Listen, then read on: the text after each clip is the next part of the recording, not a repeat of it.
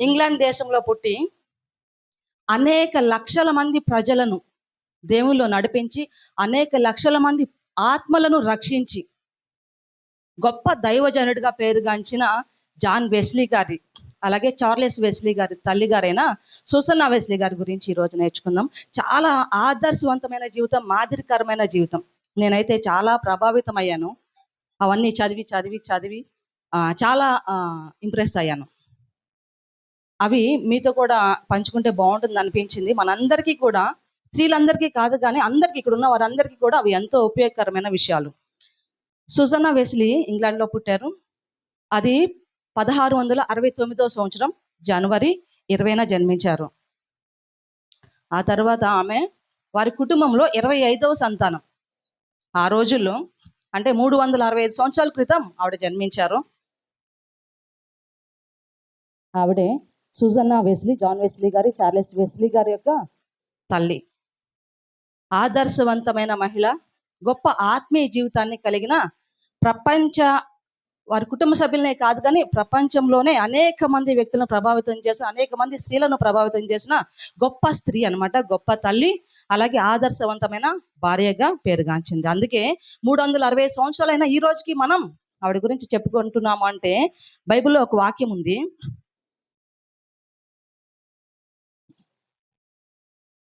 సామెతలు 31:30-31. అందము మోసకరము, సౌందర్యము వ్యర్థము, యెహోవా యందు భయభక్తులు కలిగిన స్త్రీ కొనియాడబడును. చేసిన పనిని బట్టి అట్టి దానికి ప్రతిఫలం ఇయ్యదగును. గౌనుల యొద్ద ఆమె పనులు ఆమెను కొనియాడబడును. ఈ రోజుకి ప్రపంచం మొత్తం కూడా ఆమెను కొనియాడుతూ ఉన్నారు. ఎందుకంటే ఆమె చేసిన సేవను బట్టి. 25వ సంతానం అంటే మామూలుగా అయితే మనం ఒకరిద్దరు పిల్లల్ని అయితే బాగా పెంచుతాం. తర్వాత గ్రాడ్యువల్గా మనకి విసుగు వచ్చేసి ఈ రోజుల్లో అయితే ఎలా పడితే అలా పెంచుతామేమో. కానీ ఆ రోజుల్లో వాళ్ళ తల్లిదండ్రులు ఆమెను ఎంత గొప్పగా పెంచారో, ఎంత ఆత్మీయంగా పెంచారో. ఒక్కొక్కసారి అంటాం, మా తల్లిదండ్రులు మమ్మల్ని సరిగా పెంచలేదు. కానీ మనం సమాజంలో జీవిస్తున్నప్పుడు ఇతరులను చూసి, సమాజంలో కానీ, మన ఆత్మీయ జీవితంలో కానీ, సంఘ జీవితంలో కానీ ఇతరులను చూసి కూడా మనం ప్రభావితం అయ్యి మన జీవితాలను కూడా మార్చుకునే అవకాశం కూడా ఉంది. బహుశా ఆవిడ ఏ విధంగా మారారో తెలియదు కానీ ఆవిడకి మొత్తం 19 మంది సంతానం. 19 మందిలో 10 మంది మాత్రమే జీవించున్నారు, మిగతా 9 మంది చనిపోయారు. ఎంతో దుఃఖించాల్సిన విషయం. ఒకరిద్దరు కాదు, 9 మంది మరణించారు. అలాగే ఆమె భర్త శామ్యూల్ వెస్లీ కొద్ది సంవత్సరాలు ఆమెతో ఉన్న తర్వాత చిన్న చిన్న గొడవల కారణంగా ఆమెను వదిలిపెట్టి వెళ్ళిపోయాడు అనమాట. అలాగే డబ్బుల కోసం ఆశపడి 2 సార్లు జైలు జీవితాన్ని అనుభవించాడు ఆయన. అలాగే ఆమె జీవితంలో జరిగిన ఇంకొక నష్టం ఏంటంటే 2 సార్లు తన ఇల్లు తగలబడిపోయింది. మనమైతే చిన్న చిన్న వాటికే కుంగిపోతాం. బహుశా కుటుంబ విషయాల్లో కానీ, పిల్లల విషయాల్లో కానీ, భర్తల విషయాల్లో కానీ, ఏ విషయంలో అయినా ఇంకా నా వల్ల కాదు అని మనం విశ్వాస జీవితంలో దిగజారిపోతామేమో. కానీ ఆవిడ ఎందుకు ఆదర్శవంతమైన భార్య అంటే, ఇన్ని నష్టాలు వచ్చినా, భర్త తోడుగా లేకపోయినా, ఇల్లు కాలిపోయినా, 9 మంది బిడ్డలు మరణించినా ఆవిడ ఐదారే పడలేదు, విశ్వాసాన్ని కోల్పోలేదు, తన ఆత్మీయ జీవితంలో బలహీన పడిపోలేదు. కానీ బహుశా దేవుడు వీటన్నిటిని ఎందుకు కలిగించుంటాడంటే ఆమెను ఇంకా బలవంతురాలుగా మార్చడం కోసం బహుశా ఆవిడ జీవితంలో ఇవన్నీ అనుమతించి ఉండొచ్చు. ఎందుకు అనుమతించాడో మనకైతే తెలియదు, కానీ దేవుని అనుమతి లేకుండా ఏది జరగదు అంటారు కదా బైబిల్ వాక్యం ప్రకారం. ఆవిడ బిడ్డలను పెంచిన విధానం చూస్తే 10 మందిని కూడా దైవభక్తులు పెంచారు. మరి ముఖ్యంగా ఆవిడ బిడ్డలను పెంచడానికి 16 ముఖ్యమైన సూత్రాలను, అంటే నియమాలను పెట్టారంట. మనం ఒకరిద్దరిని పెంచడానికే కింద మీద పడుతుంటాం, కానీ ఆవిడ 10 మందిని కూడా దైవభక్తిలో పెంచారు. ఆ ముఖ్యమైన నియమాలు ఒకసారి చూద్దాం. భోజనానికి ముందు ఏమీ తినకూడదంట. పిల్లలకి భోజనం ముందు ఏమీ పెట్టకూడదు, ఎందుకంటే భోజనం తినలేరు అని. ఇంకొకటి, రాత్రి 8 గంటలకే నిద్రపోవాలి అంటారు. అది అప్పట్లోనండి. ఇప్పట్లో అయితే చదువులు వాళ్ళ ఇంటికి వచ్చేటప్పటికి 10 అవుతుంది, 9 అవుతుంది. ఆ తర్వాత హోంవర్క్స్ ఉంటవి. కానీ ఇక్కడ గమనించాల్సింది ఏంటంటే, వాళ్ళు ఇప్పటికీ మనం అది ఫాలో అయితే 8 గంటలకు నిద్రపోతే, అట్లీస్ట్ 9 గంటలకు నిద్రపోతే, ఉదయాన్నే 3 4 లేచి చదివితే అది ఇంకా బాగా పవర్ఫుల్, బాగా గుర్తుంటుంది అనమాట. ఇంకొకటి థర్డ్ వన్, ఎదురు చెప్పకుండా ఇచ్చిన మెడిసిన్ వేసుకోవాలంట. మానవ జీవితం అన్న తర్వాత ప్రతి ఒక్కరికి ఏదో ఒక అనారోగ్య సమస్య వస్తూ ఉంటుంది.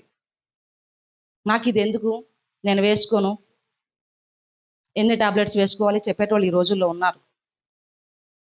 వేసుకోకుండా ఎస్కేప్ అయ్యే వాళ్ళు కూడా ఉన్నారు. కానీ నష్టం బిడ్డలకే, ఎవరైతే అనారోగ్యంతో బాధపడుతున్నారో వారికి. అలాగే ఇంకొకటి ఏంటంటే ఎదురు చెప్పకుండా ఏది పెడితే అది తినడం, ఏది ఉంటే అది తినడం. ఇది వద్దు, ఇది లేదు, ఇది కాదు, ఇది నా వల్ల కాదు, ఇది నాకు ఇష్టం లేదు అని కాకుండా ఏది ఉంటే అది బిడ్డలకి తినిపించేలాగా మనం వారిని నేర్పించాలి. నాలుగవది, నిద్ర లేచిన వెంటనే ఎవరితో కూడా మాట్లాడకుండా ప్రార్థనలో దేవునితో గడపాలి. ఇది ఎంతో ప్రాముఖ్యమైన విషయం. ఒక్కొక్కసారి మనమే చేసుకోం కదా, ఒక్కొక్కసారి మనమే చేసుకోం. దేవునికి ఇచ్చే సమయాన్ని దేవునికి ఇవ్వాలి. అట్లాగేనంట ఆవిడ సుజనా వెస్లీ గారు తన 10 మంది పిల్లలతో రోజుకి గంట సమయం గడిపేదంట. మనకైతే ఇది అసాధ్యంగా అనిపిస్తుందేమో. ఒక్కొక్క బిడ్డతో ఒక్కొక్క గంట సమయం. 10 మంది పిల్లలంటే ఇంట్లో చాలా పని ఉంటుంది. అసలు చెప్పలేం. బిడ్డల్ని చూసుకోవాలి, చదివించుకోవాలి, ఇంటి పని చూసుకోవాలి, భర్త తోడు లేదు, ఆ బాధ్యతను కూడా ఇవిడే చేసుకోవాలి. అయినా సరే ఒక్కొక్క బిడ్డతో ఒక్కొక్క గంట సమయం గడిపేది. అలాగే దానితో పాటు బిడ్డలకి ఇవ్వాల్సిన ప్రాముఖ్యత, ఆ సమయం బిడ్డలకి ఇచ్చిన తర్వాత మిగతా 2 గంటల సమయం దేవునితో గడిపేదంట. దేవుడా నాకు ఇంకా సమయం లేదు, బిడ్డలతో గడిపేస్తున్నాను, ఇంట్లో గడిపేస్తున్నాను, భర్త కూడా లేడు, ఆయన పని కూడా నేనే చేస్తున్నాను, ఎన్ని బాధ్యతలు, ఇన్ని నా వల్ల కాదు, ఇంకా నీకు సమయం ఎక్కడది అనలేదు ఆవిడ. ఇంకా 2 గంటల సమయం దేవునితో ఒంటరిగా ప్రార్థన చేసుకునేదంట.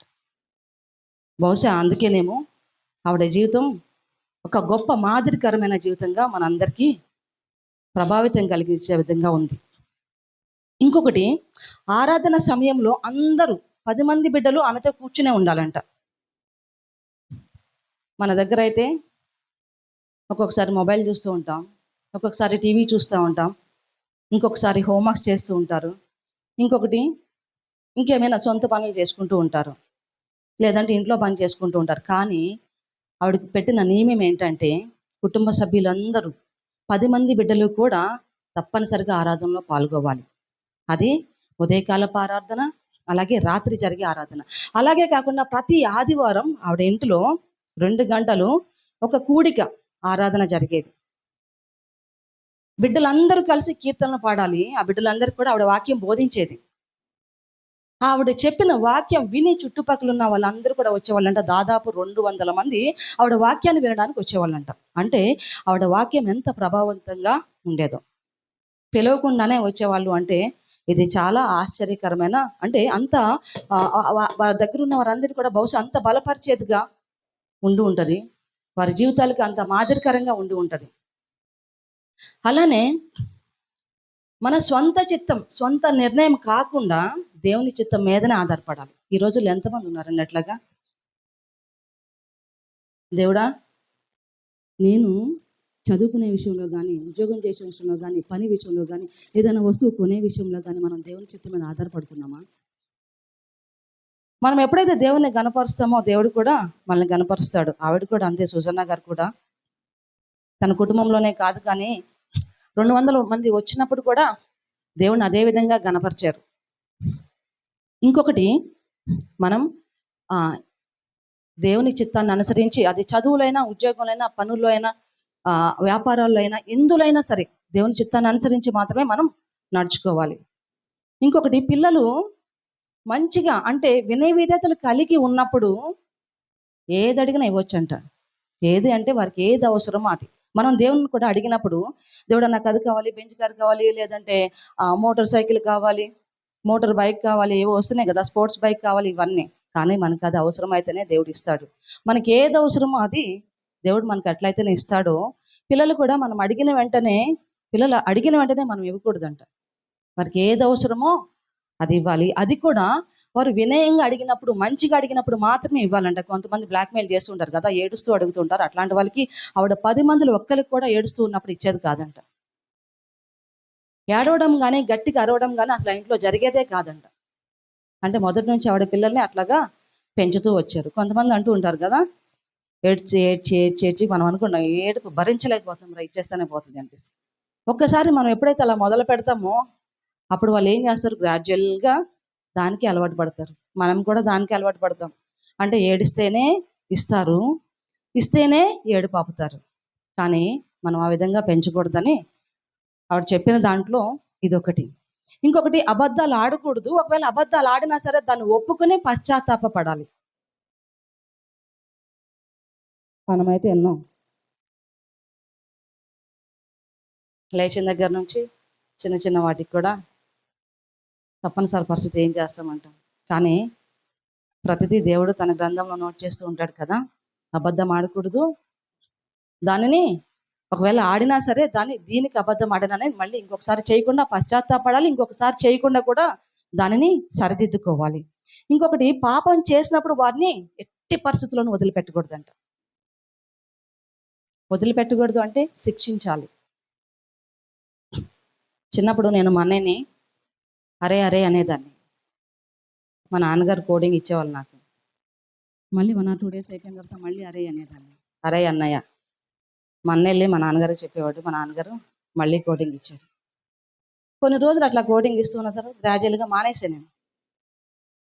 మా లైఫ్లో ఎప్పుడు మా నాన్నగారు వాళ్ళ బ్రదర్స్ని కానీ, అంటే మా బాబాయ్ వాళ్ళని కానీ, మా అన్న వాళ్ళని కానీ అరే అనడం, ఆయనకి 72 years, ఎప్పుడు వినలేదు. నేను కూడా అన్నయ్యని తమ్ముడిని అరే అనడం ఎప్పుడు రాలేదు ఇంకా చిన్నప్పుడు తప్ప. బాలుడు నడవవలసిన త్రోవను వారికి నేర్పినప్పుడు వాడు పెద్దవాడైనప్పుడు దాని నుండి తొలగిపోడు. బహుశా మాకు ఆయన అదే నేర్పించారు. అందుకే ఈరోజు కూడా అంటే అంటారు కొంతమంది, అరే అనడంలోనే తప్పు ఉందా అంటే, మన మాట తీరులో కూడా మనం దేవునికి మాదిరికరంగా ఉండాలి, ఇతరులకు మాదిరికరంగా ఉండాలి. మన వస్త్రధారణ విషయంలో పాస్టర్ గారు చెప్తూ ఉంటారు కదా, మనం వేరొకరికి లోకానుసారంగా కాదు కానీ వేరొకరికి మాదిరికరంగా ఉండాలి. మా నాన్నగారు చెప్పాడు, నువ్వు డీసెంట్గా ఉండాలి నాన్న, స్టైలిష్గా ఉండాలి. స్టైలిష్గా ఉన్నా మన హుందాతనాన్ని కోల్పోకూడదు. ఉన్నప్పుడైనా లేనప్పుడైనా ఒకేలాగా పెంచింది సుజనా వెస్లీ గారు. పాస్టర్ గారు చెప్తారు, ఉన్నప్పుడు లేనట్టుగా, లేనప్పుడు ఉన్నట్టుగా, ఎప్పుడు ఒకేలాగా ఉండాలి. మన ఆత్మీయ జీవితంలో కానీ, ప్రార్థనా జీవితంలో కానీ, వ్యక్తిగత జీవితంలో కానీ, కుటుంబ జీవితంలో కానీ మనం ఆ విధమైన జీవితాన్ని కలిగి ఉండాలి. ఇంకొకటి, ఒక తప్పుకు 2 సార్లు శిక్షించకూడదంటే.